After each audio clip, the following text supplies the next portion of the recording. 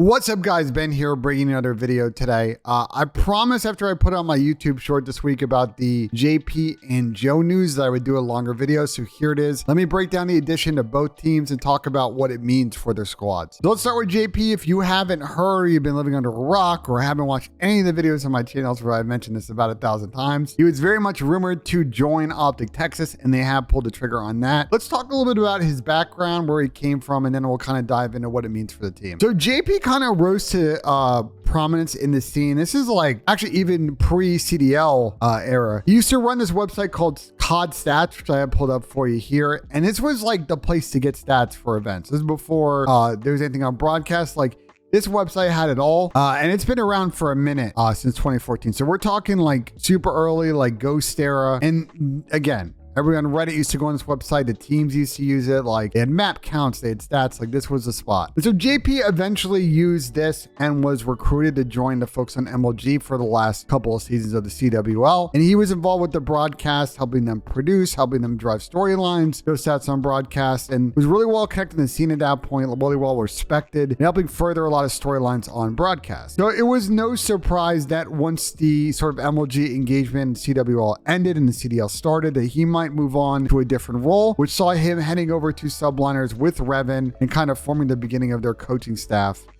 in New York. And, you know, we've talked a lot about the Subliners. They've had some high points. They've had a lot of low points. I don't think that JP is really the cause of any of those issues. Whenever I ask around the New York camp or talk to people, only nice things to say about JP. And then once his multi-year contract expired this summer, he was linked to a lot of different teams in terms of potential destination, Optic being at the forefront of that. So let me kind of talk about why that is, and then I'll kind of give you the answer as to sort of the role that he's going to fill. I've mentioned before multiple times on this channel what I personally think is sort of the issues with the Optic headquarters camp in terms of consistently winning. And basically it's they get ahead in the beginning of the season, and then once teams catch up, they fall a little bit behind, and they're not able to get back up to the level. And while sometimes they do play well at champs, they don't really get to that grand final, and they're not able to have a chance to compete for a chip. And so I think JP coming in kind of solves a little bit of that, because he's going to come in and provide a data-focused approach, be able to really kind of give a voice to trends as they come and go, and really work with Rambo on sort of planning on how to fix those things. One thing I think JP will also help with, and this is something I've kind of picked up talking to executives on other teams and other coaches, is that times Optic really kind of struggle with sort of the counter stratting that gets done at this high level. And I think some of that's because Rambo and Sender kind of have less of a data, more feel approach to things. And that's not necessarily bad. I just think they're missing kind of an element of research, and JP's coming in and is going to help them a lot with that.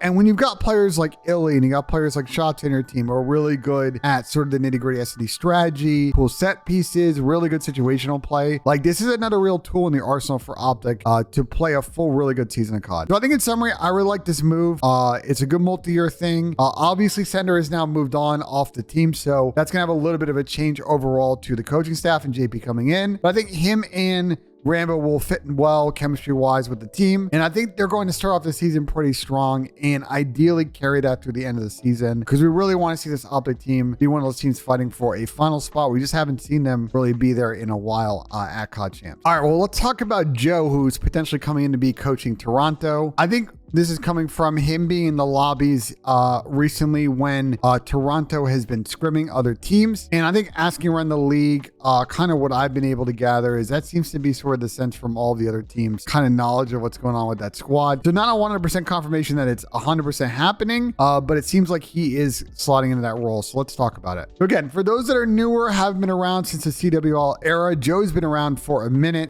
His kind of initial sort of foray into general knowledge was being kind of this like UK Scump knockoff. But Joe is kind of always a sort of gap fill SMG and teamed a lot with sort of your favorite or sort of the best EU pros. And I think he really had some of his best placings sort of in the Black Ops 3 IW era. He played really well on that Splice team with Bance Josh and Rated, in a team that got second and lost to Envy in the COD Champs finals that year. And he was also on the series of Red Reserve teams in IW, as well as in World War II that were really solid contenders. Struggled to kind of win an event, but they were always like a top 4, top 6 team. Now, Joe's actually coached before in the CDL. He was involved on the coaching staff on London that Shane was running during the Modern Warfare year, but they kind of shuffled that coaching staff and then he sort of faded away on the squad. But it seems like he's back now. And again, with Marky B moving on, Mayhem moving on, it doesn't seem like there are other people in the room right now other than Joe. So let's talk about it. I really like it.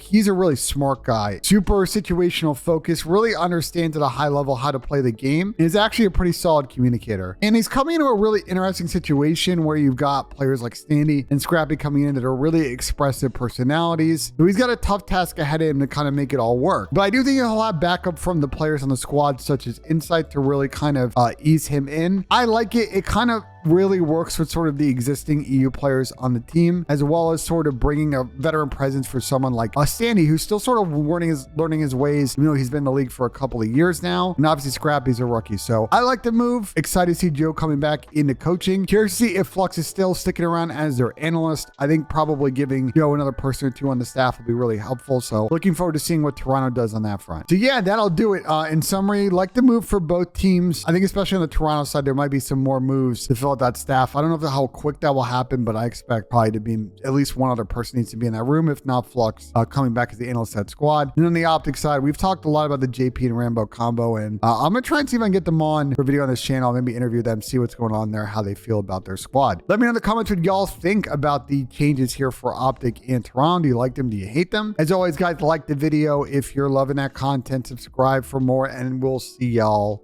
on the next one.